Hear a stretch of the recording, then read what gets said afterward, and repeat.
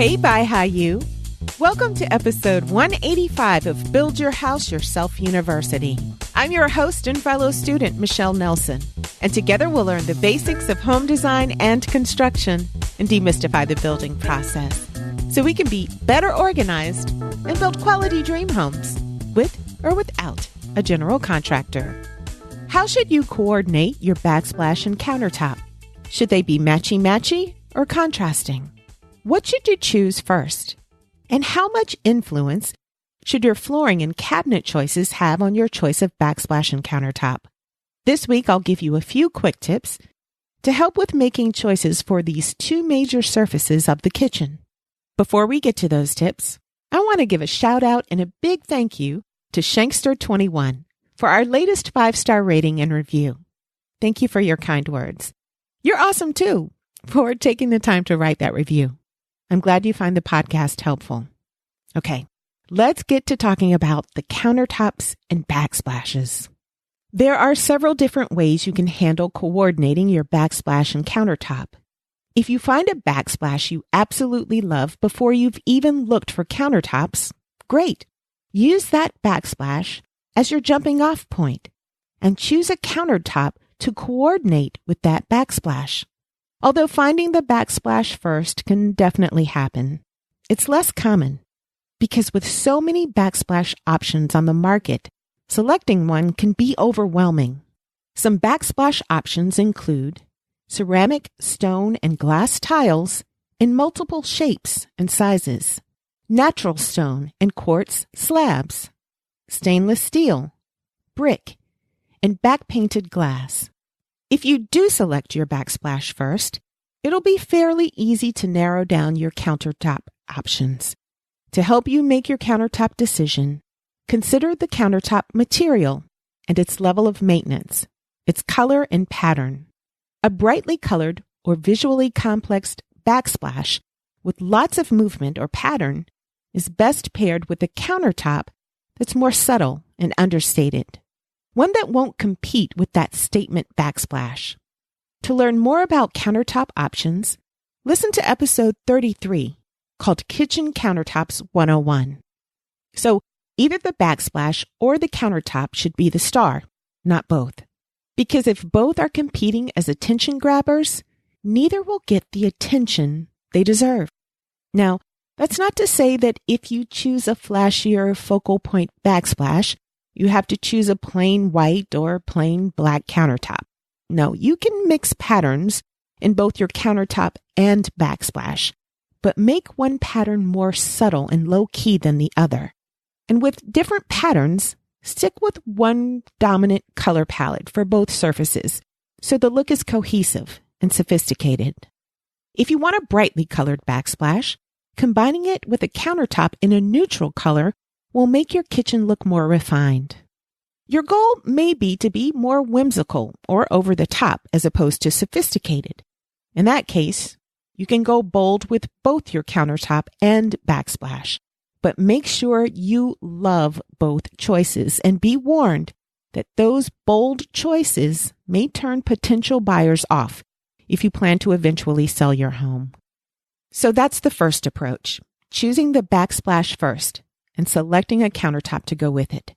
But most of us narrow down our countertop options first because there are fewer color pattern options for countertop materials, whereas backsplash options are almost unlimited. But if you haven't fallen in love with a specific backsplash, then definitely choose your countertop first. That's because the countertop is one of the hardest working features of the kitchen or bathroom. In contrast to the backsplash, which is more often chosen for its looks and not its functionality, a countertop is much more than a pretty face. We take into account not only how a countertop looks, but how practical it is. A countertop needs to be easy to work on and should be able to resist stains, heat, and wear and tear better than a backsplash does. So it works well to choose the countertop first, based on your kitchen habits and the amount of maintenance you're willing to do.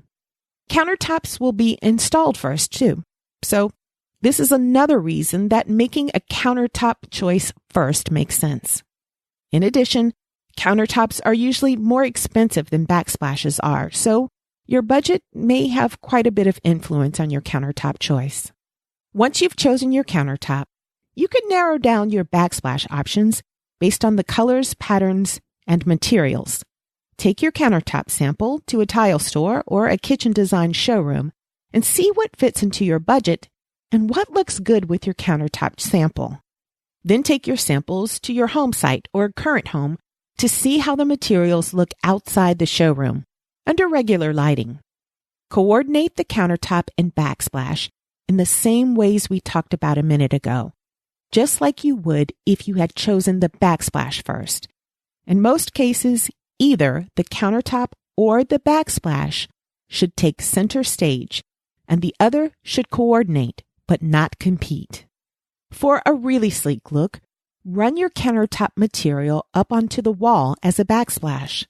Either add a slab of your countertop material to partially or fully cover the wall, or use tiles for your backsplash made of the same material used for the countertop. Using tiles instead of a slab is often more budget-friendly.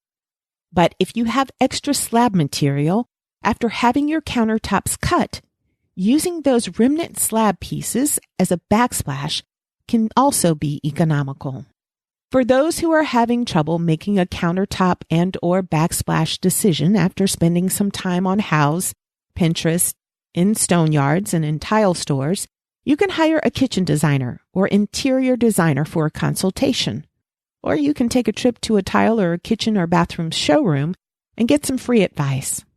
Of course, both the countertop and backsplash should coordinate with your cabinets and floors. But since most of us will choose cabinetry and flooring in neutral, solid colors with either no pattern or a subtle pattern, it's pretty easy to find countertop and backsplash materials that will go with those neutral, subtle cabinets and floors.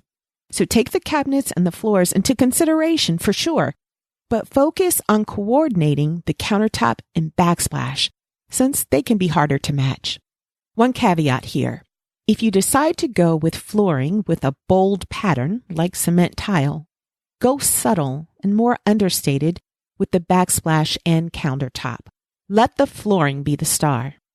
After you've narrowed down all your options, put the cabinetry, flooring, countertop, and backsplash samples together with a paint sample and make sure they all look good together. You can do that either with physical samples or with a digital mood board or a paper mood board. So that's all I have for you this week.